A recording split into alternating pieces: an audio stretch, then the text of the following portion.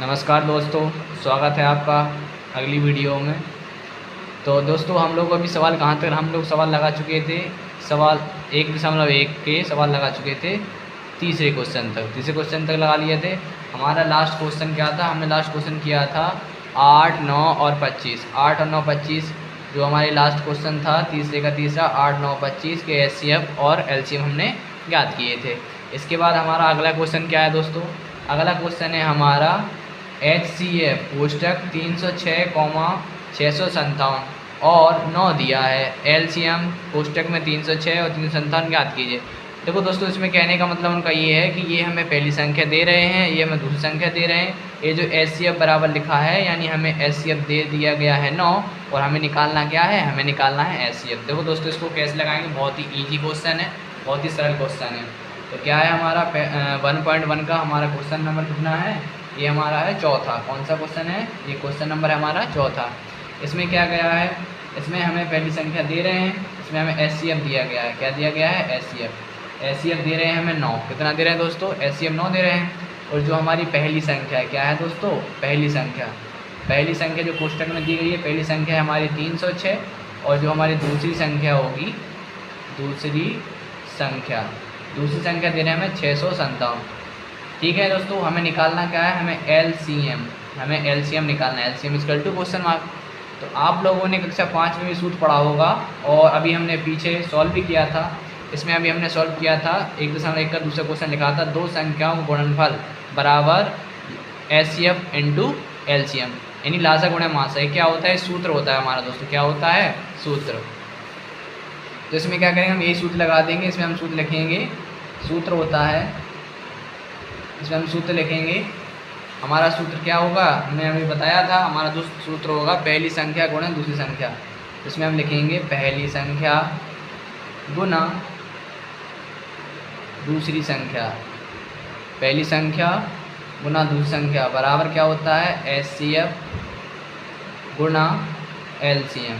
ठीक है दोस्तों, तो पहली संख्या हमें दी गई है 306 गुणा दूसरी संख्या दी गई है 657 बराबर HCF हमें दिया गया है 9 और LCM क्या दिया गया है? हमें निकालना है। तो ठीक है, अब LCM निकालना है तो आप लोगों को पता होगा ये 9 किस में है? गुणा में। गुणा का पक्ष अंदर क्या होता है दोस्तों?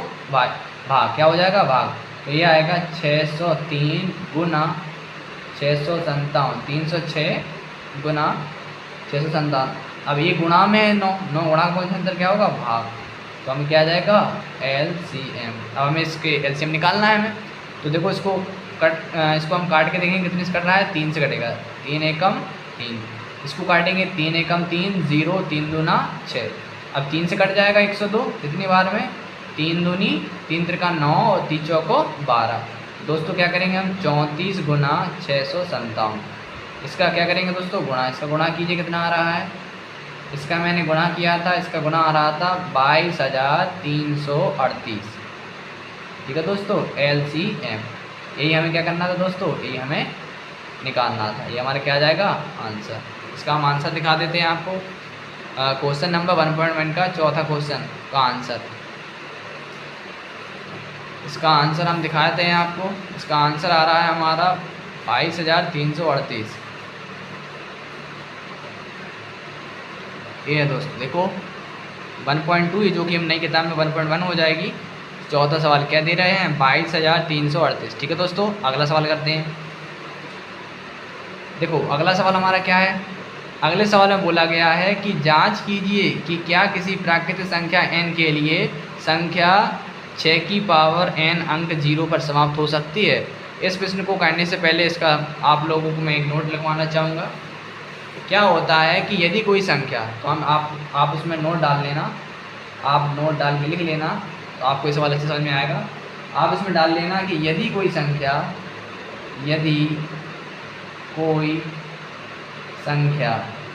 ठीक है दोस्तों, यदि कोई संख्या 0 पर समाप्त होना चाहती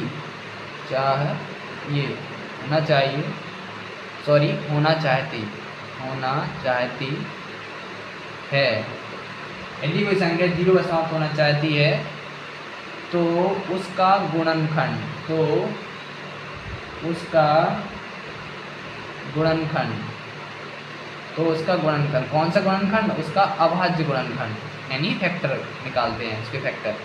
उसका अभाज्य गुणनखंड में कम से कम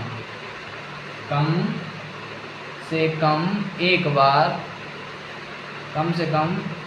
बार 2 गुणा 5 के रूप में होना चाहिए, के रूप में आना चाहिए। ठीक है दोस्तों, यानी कोई संख्या यदि 0 पर समाप्त होना चाहती है तो उसके हम जो फैक्टर निकालते हैं तो उसके फैक्टर मिनिमम, उसके फैक्टर 2 जो होंगे वो 2 और 5 होना चाहिए। यदि उसके फैक्टर 2 गुणा 5 के रूप में है तो वो संख्या हमारी क्या होगी? 0 पर समाप्त होगी, अन्यथा नहीं होगी। तो जबकि हमारा पहला क्वेश्चन, हमारा 6वां क्वेश्चन क्या दे रहे हैं, वो कहना है 6 की पावर n, तो हम क्या करेंगे? 6 के निकालेंगे गुणनखंड। क्या निकालेंगे दोस्तों? 6 के निकालेंगे गुणनखंड। तो 6 के गुणनखंड निकालेंगे हम, तो 2 के गुणनखंड 2 3 6 और 3 एकम 3। अब 6 के हम जो अभाज्य गुणनखंड लिखेंगे, गुणनखंड कितना आएगा हमारा? 2 गुणा 3। अब इसका 2 गुणा 3 है, इसमें 2 तो है, इसमें 5 नहीं है, तो हम इसमें क्या लिखेंगे? हम इसमें लिखेंगे चूँकि 6 के गुणनखंड करने पर, चूँकि 6 के गुणनखंड करने पर यह 2 गुणा 5 के रूप में नहीं है, के रूप में नहीं है यह है, इसलिए आप लिख लेना, इसलिए यह कभी 0 यानी 0 पर समाप्त नहीं होगी। ठीक है दोस्तों, 0 पर समाप्त नहीं होगी। इसमें क्या था? 0 पर समाप्त नहीं होगी किसी भी प्राकृत संख्या n के लिए। ठीक है दोस्तों, कोई भी संख्या हो, n का मतलब यहाँ पर कोई भी संख्या है, कोई भी नंबर है। ठीक है दोस्तों, तो आपको समझ में आ गया होगा। इसके बाद हम अगला क्वेश्चन देखते हैं। देखो अगला क्वेश्चन में क्या बोला गया है? अगले क्वेश्चन में बोला गया है, व्याख्या कीजिए कि 7 गुना 11, 11 गुना 13 प्लस 13 और 7 गुना 6, 7 गुना 5, 7 गुना 4, 7 गुना 3, 7 गुना 2, 7 गुना 1 प्लस के 5 भाज्य संख्याएँ क्यों हैं? हमें बताना है भाज्य संख्या क्यों है। तो देखो अभी तो मैंने आपको जब इंट्रोडक्शन वीडियो में मैं बना रहा था तो मैंने उसमें बताया था कि भाज्य संख्या क्या होती है और अभाज्य संख्या क्या होती हैं। लेकिन क्या होता है, जैसे मान लो बहुत बड़ी संख्या होती है, अब उसमें देखना पड़ता है कैसी संख्या ये भाज्य है या नहीं है। तो उसके लिए मैं आपको नोट लिखवा रहा हूँ, तो आप उसमें नोट कर लीजिए। आपको अब थोड़ा सा दूसरा तरीका बताता हूँ कैसे पहचाना जाता है भाज्य संख्या अभाज्य संख्या। देखो भाज्य संख्याओं के लिए भाज्य और यहाँ पर डालेंगे हम अभाज्य। तो देखो भाज्य संख्याओं के लिए क्या दूसरी विधि है। तो इसके लिए हम क्या करते हैं कि जो भाज्य संख्या होती हैं, भाज्य संख्या यहाँ पर लिखेंगे, जिस संख्या के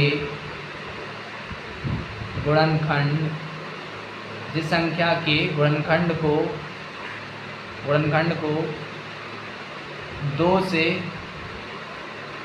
से अधिक गुना के रूप में लिखा जा सके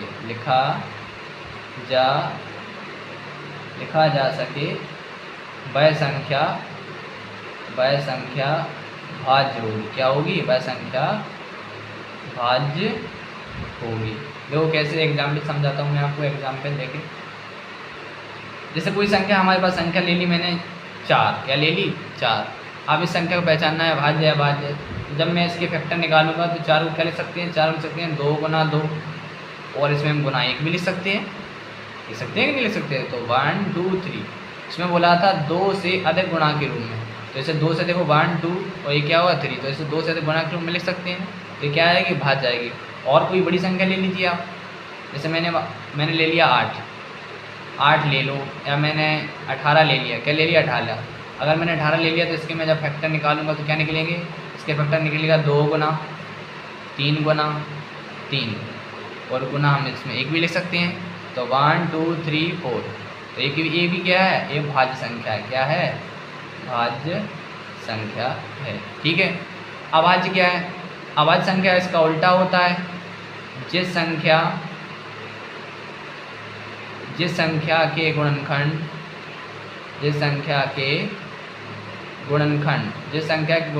को 2 से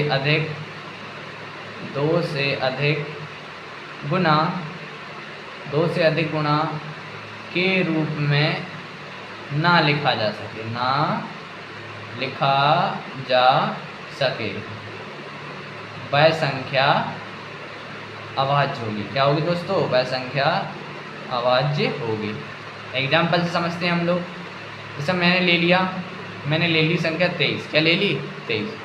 तो अगर हम 23 की फैक्टर निकालते हैं तो 23 एकम 23, 23 को हम करे से 23 गुना 1।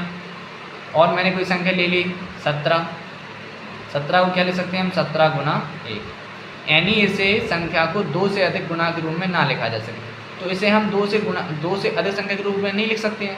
तो ये संख्या क्या कहलाएगी, अभाज्य संख्या होगी। कैसी होगी, अभाज्य होगी। कैसी संख्या होगी, अभाज्य होगी।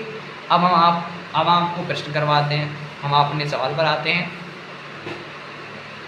तो हम सवाल पर आते हैं। सवाल हम बोला गया है क्या, 7 गुना 11 गुना 13 प्लस 13। ठीक है दोस्तों, अब इसको करते हैं। ठीक है दोस्तों, तो हमारा हम सवाल उतार लेते हैं। 1.1 का क्वेश्चन नंबर है हमारा 6। कौन सा है, क्वेश्चन नंबर 6। इसमें क्या बोला गया है, 7 गुना 11।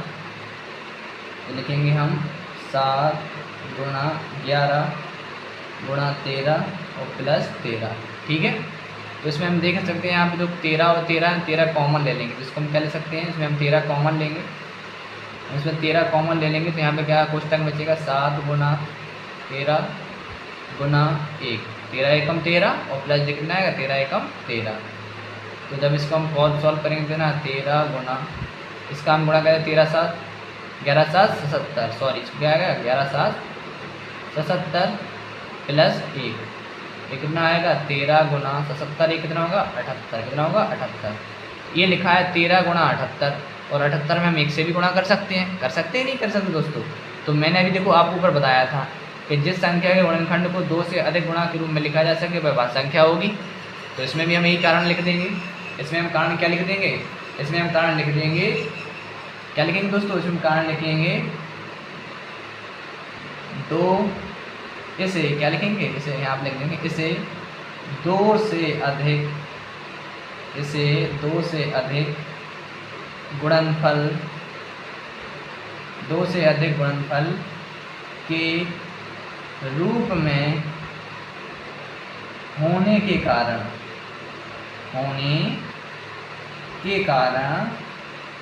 कारण यह संख्या, क्या लिखेंगे हम लिखेंगे यह संख्या भाज्य है।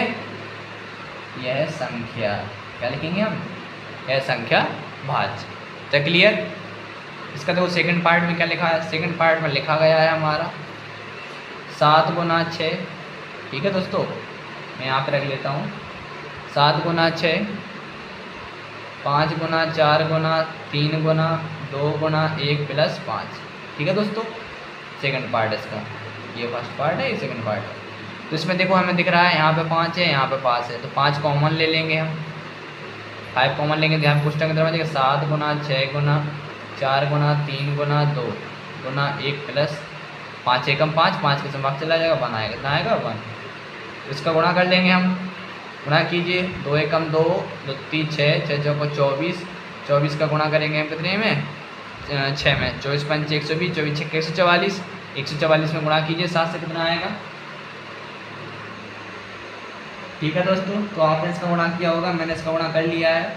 मैंने इसका गुणा किया, इसका गुणा करने पर आया 144 गुणा 7 किया तो इसका गुणा करने पे आया 1008। मैं यहाँ पर लिख दूंगा 1008। ठीक है दोस्तों, यहाँ पे कोई चिन्ह नहीं होता है, यहाँ पे गुणा का चिन्ह माना जाता है। ठीक है दोस्तों, तो इसके भी गुणा में हम ये लिख सकते हैं, तो इसका भी सेम कारण यही हो जाएगा। ठीक है, तो इसके और इस दोनों के लिए आपको बीच में यहाँ पर लिख देना, दोनों का लिख देंगे। इसे 2 से अधिक गुणनफल के रूप में लिखा जा सकता है, लिखा के रूप में होने के कारण यह संख्या क्या हो जाएगी, यह संख्या भाज्य। ठीक है दोस्तों, अब हमारा रह गया 1.1 का लास्ट सवाल, लगाते हैं। लास्ट सवाल क्या है हमारा दोस्तों, देखो हमारा अगला प्रश्न क्या है। अगला प्रश्न है, किसी खेल के मैदान के चारों ओर एक वृत्ताकार पथ है। इस मैदान का एक चक्कर लगाने में सोनिया को 18 मिनट लगते हैं, जबकि इसी मैदान का एक चक्कर लगाने में रवि को 12 मिनट लगते हैं। मान लीजिए वे दोनों एक ही स्थान और एक ही समय पर चलना प्रारंभ करके एक ही दिशा में चलते हैं। कितने समय बाद वे पुनः प्रारंभिक स्थान पर मिलेंगे। तो इस सवाल के लिए जैसे मैं आपको समझाऊं, इसमें क्या है, जैसे मान लो एक खेल का मैदान है, आप लोग जानते होंगे खेल का एक मैदान होता है। आपने जैसे मान लो कोई दौड़ वगैरह देखी होगी, ओलंपिक में देखे होंगे आपने 100 मीटर की रेस हो, इसमें क्या है, एक वृत्ताकार पथ है। क्या है, इसमें एक वृत्ताकार पथ है। ठीक है, तो इसमें एक वृत्ताकार पथ में, तो इसमें क्या है, इसमें 2 लोग हैं। ठीक है, इसमें एक है लड़की हमारी सोनिया है। क्या है, सोनिया, इसको हमने एस मान लेते हैं। क्या मान लेते हैं, एस। ठीक है, इसमें सोनिया है। अब वो क्या कहती है, किसी खेल के मैदान में चाहे एक वृत्ताकार पथ है, इस मैदान का एक चक्कर लगाने में सोनिया को 18 मिनट लगते हैं। सोनिया को कितना मिनट लगता है, सोनिया को 18 मिनट लगता है। कितना लगता है, 18 मिनट। जबकि इसी मैदान का एक चक्कर लगाने में रवि को 12 मिनट लगते हैं। अब एक इंसान हमारा क्या है, रवि, इसको आर मान लेते हैं, हमारा रवि है। ये क्या है भैया, ये ऐसा लगता है कुछ ज़्यादा खाना पीने वाला है, बहादुर लगा है। मैं मजाक कर रहा हूँ हंसी के तौर पे। इसमें क्या है, सोनिया है। सोनिया को कितना समय लगता है, सोनिया को 18 मिनट लगते हैं इसी वृत्ताकार पथ का चक्कर लगाने में। और रवि को कितने लगते हैं, रवि को 12 मिनट लगते हैं। ठीक है, अब उसमें कहा गया है कि मान लीजिए वे दोनों एक ही स्थान और एक ही समय पर चलना प्रारंभ करते हैं। यानी जैसे मान लो रवि है, रवि को तो इसका चक्कर लगाने 12 मिनट लगते थे और इसको कितने लगते हैं, 18 मिनट लगते थे। अब बात क्या हो रही है कि जैसे मान लो अब एक स्थान, ये पॉइंट आ गया, अब इसी पॉइंट पर क्या है, इसी पर सोनिया खड़ी है और इसी पर क्या है, इसी पर रवि खड़ा है। अब बात किसकी आ रही है, अब बात आ रही है कि रवि और सोनिया। अब रवि और सोनिया दोनों क्या करते हैं, अब दोनों साथ दौड़ना स्टार्ट करते हैं। क्या करते हैं, दोनों साथ दौड़ते हैं, एक ही दिशा में दौड़ते हैं। उसमें लिखा है एक ही स्थान और एक ही समय पर चलना प्रारंभ करते हैं और एक ही दिशा में चलते हैं। क्या करते हैं, एक ही स्थान से जा रहे हैं, एक ही दिशा में जा रहे हैं, एक ही समय पर जा रहे हैं। अब उसमें बोला गया है कितने समय बाद वे पुनः प्रारंभिक स्थान पर मिलेंगे। यानी देखो, प्रारंभिक स्थान का मतलब ये है कि यानी इन दोनों में से कौन जीत कर इस स्थान पर पहले आएगा, यानी कम से कम समय कौन लेगा। जब कम से कम समय की बात की जाती है तो हमें उसके लिए निकालना पड़ता है दोस्तों क्या, एलसीएम। क्या निकालना पड़ता है, एलसीएम। और जब बात की जाती है अधिक से अधिक के लिए निकाला जाता है एचसीएफ। कक्षा आप लोगों ने 5वीं में पढ़ा होगा, इस प्रकार के सवाल आते हैं कि जब बात की जाती है कम से कम, जब बात की जाती है कम से कम के लिए होता है लासा। ठीक है दोस्तों, और क्या होता है जब अधिक से अधिक की बात की जाती है, अधिक से अधिक, तो अधिक से अधिक के लिए किया जाता है मासा। ठीक है दोस्तों, तो हमें इसमें क्या करना है, हमें इसमें जो सोनिया की जितना समय ले रही थी 18 मिनट और जो रवि ले रहा था 12 मिनट, दोनों का क्या करेंगे, हम लासा निकाल देंगे। जितना आएगा उतने मिनट के पश्चात हम लिख देंगे, इतने मिनट के पश्चात पुनः प्रारंभिक स्थान पर मिलेंगे। ठीक है दोस्तों, तो इसमें हम क्या करेंगे, आप चाहो तो आप इसमें चित्र बना सकते हैं। मैं तो आपको समझाने के लिए चित्र बना रहा था। इसमें कुछ नहीं करना है, यहाँ पे हमें क्या करना है, हमें 18 और 12 दोनों का क्या निकालेंगे, हम लासा, एलसीएम निकालने का निकाल देंगे एलसीएम। आप ऐसे भी निकाल सकते हैं फैक्टर के तौर पे, 2 से निकालेंगे, 2 9 18, 2 6 12, 9 का 9, 2 3 6, 3 3 का 9, 3 एकम 3, अभी 3 से भाग जा रहा है, 3 एकम 3। ठीक है दोस्तों, तो यहाँ पे हम क्या लिखेंगे, लासा या एलसीएम। इंग्लिश में एलसीएम, हिंदी में लासा बोलते हैं। तो हम इसको कितना लिखेंगे, 2 गुना 2 गुना 3 गुना 3, गुणा करो, 2 दूनी 4, 4 दी 12, 12 के 12 6 बात 36। ठीक है दोस्तों, तो हमने इसका गुणा किया, कितना है हमारा 36, और ये कैसे में आएगा, मिनट में, तो निकालेंगे 36। तो यहाँ पर लिख देंगे अतः, यहाँ पर क्या लिखेंगे, यहाँ पर लेंगे अतः वो बोल रहे थे कितने समय बाद वो पुनः प्रारंभिक स्थान है, यहाँ पर लेंगे अतः 36 मिनट बाद वह 36 मिनट बाद वह पुनः प्रारंभिक स्थान पर मिलेंगे। ठीक है दोस्तों, आंसर आप लोगों को, मैं आशा करता हूँ आप लोगों को सभी क्वेश्चंस आ गए समझ में। अगर कोई भी सवाल समझ में नहीं आ रहा है तो आप वीडियो को दोबारा देखिए, आपको सवाल समझ में आ जाएगा। और वीडियो को ज़्यादा से ज़्यादा शेयर कीजिए अपने दोस्तों के साथ। मैं आपको पूरा कोर्स कराऊँगा। इसी सीरीज़ के बाद इस जो हमारा 1.1 एक्सरसाइज थी, इसके बाद मैं अब एक्सरसाइज अगली दूसरी एक्सरसाइज है 1.2, जो अगली एक्सरसाइज है हमारी 1.2, इसको तो हम इसको करेंगे। हमारी 1.2 एक्सरसाइज है, इसमें 1.3 जो है ये नई किताब में इसको 1.2 कर दिया गया है। ठीक है, इसको हम पढ़ेंगे अगली वीडियो में। Thank you.